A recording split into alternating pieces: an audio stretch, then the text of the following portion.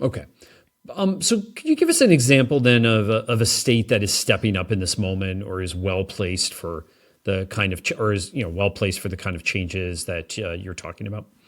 So I'll give you several. And I think this part is important because when we look at those sort of five keys to a state delivering better on their return on investment for their individuals, their learners, their students, and their families, we see various patterns. So, for example, if we take work based learning, the goal that every student should be able to access a work based learning experience to strengthen their education and help them path to an employer, we will see that there are a couple of states, Iowa and Pennsylvania, that where more than half of their post secondary students are gaining a work based learning experience, with Indiana and Virginia not too far behind.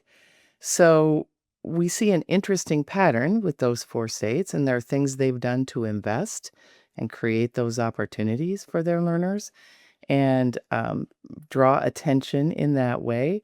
We begin to see states starting to talk and think about setting a goal for work based learning. And those kind of actions, I think the investments that states can make in an area are the things that drive this forward.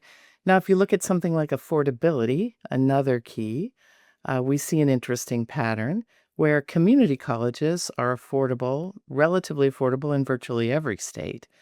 Very few four-year institutions are leading in affordability, and very few states are leading the way. But if you look at Florida and California, two very different states in terms of their context, but there are strengths in what they're doing in affordability that have to do with how the state has invested and where they're using their resources.